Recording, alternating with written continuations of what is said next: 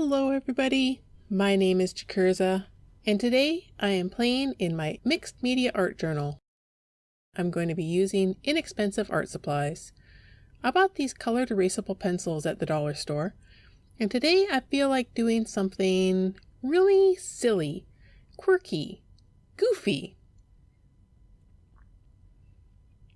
So I start off with a couple of circles for the eyes, a big smile, a tongue sticking out, and it ended up turning into a caterpillar. Using very simple shapes. Even if you think you can't draw, I guarantee you can. I'm using these PRANG Washable Watercolors. Yep, that's right, kids' watercolor paints. I'm also going to use the brush that came with this watercolor set. It's a number 6 round brush. And in my opinion, for a brush that comes with a watercolor set, especially a kid's watercolor set, it's holding up really, really well. I really like this brush. In fact, I use this brush when I use another set of, I've got a couple of other sets of watercolor paints that I use this with as well. So that says a lot.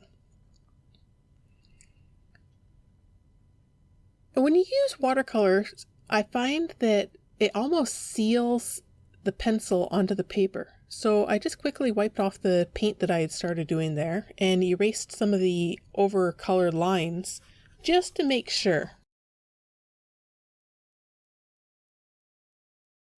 Because if I left that on there, I may not be able to erase those lines afterwards. And with these watercolors being transparent, you might see a little more mistakes than I necessarily want to show up on the paper. Now, I'm not being perfect when I put this watercolor down. I'm being fairly sloppy for someone who is generally a perfectionist.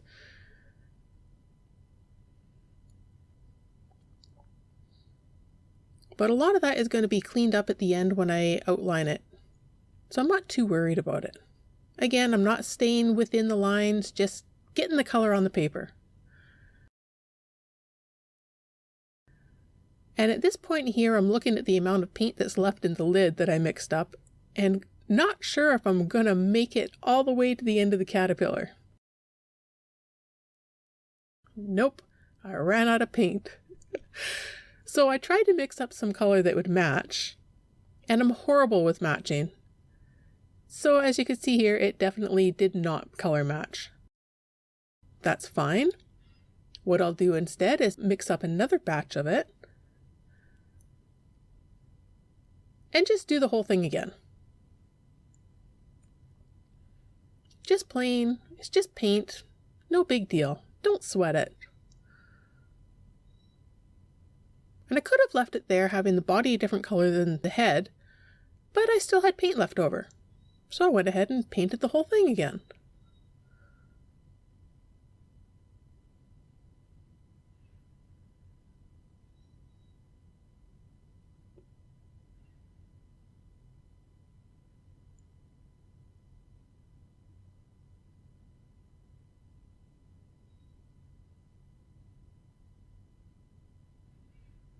Mix up a shade of green that's just a little bit darker.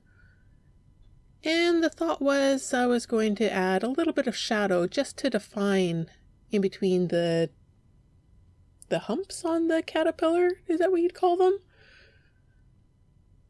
And maybe add a little bit of shadow around the mouth and around the eyes.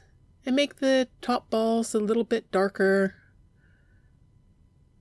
No real plan, just kind of winging it. My shading is definitely not perfect, but it doesn't have to be.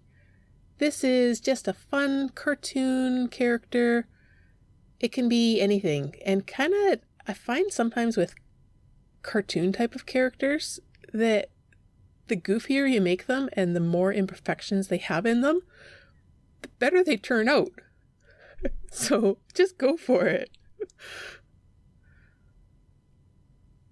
I want to make sure that's dry before I do my background, because if you leave the paint wet, watercolor, then when you have another color that touches on the edge, you'll end up with it bleeding into each other. And I definitely want to keep some definition in between my colors.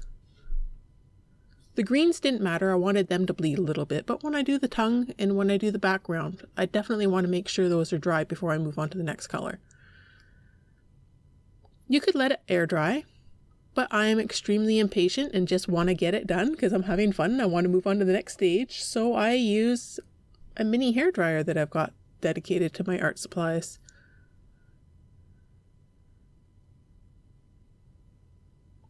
Now, I don't want to run into the same problem with the background that I did on the caterpillar himself. So I grab a plate that I use just for my watercolor, I picked up at the dollar store, and mix up a nice big batch.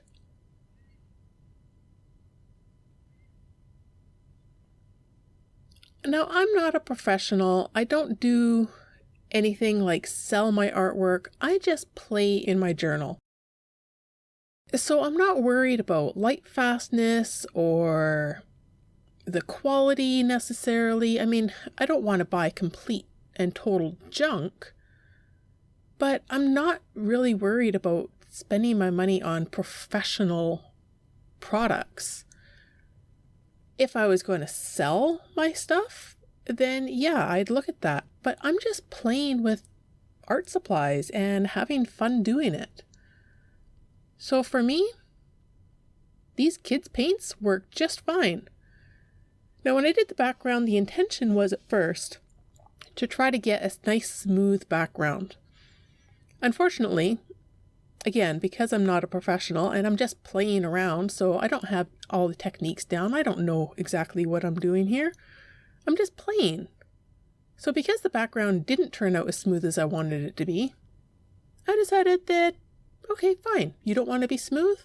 Then I'll make you speckled.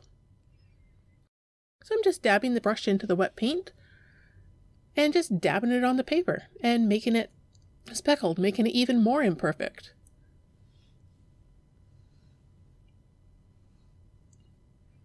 Again, just playing, having a good time. Now, I'm sharing this page with you, but you don't have to share your work with anyone. It can just stay in your art journal. And if you like it and it turns out, then show friends and family or post it online if you want, if it's something you're really proud of.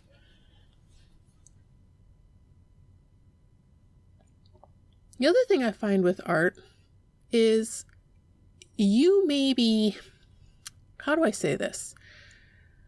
I think that we're our own worst critics in life. I think we're harder and we judge ourselves way harsher than other people generally will. Just because you don't like something that you've created doesn't mean that it's bad, because somebody else might look at that and say, wow, I love that. So don't have any fear. Like, don't be so hard on yourself. That's the philosophy I try to go by. So I've got this black gel pen that I picked up at the dollar store, and I'm going to do some outlining. That's kind of my go-to for outlining. I guess it's a part of me from being a kid and coloring in coloring books. It was always black outlines and you colored them in and you got to stay within the lines and everything's got to be perfect. So for me, with my art style, it's just how, I guess it's always just stuck with me. Everything in my eyes for cartoony type things needs to be outlined in black.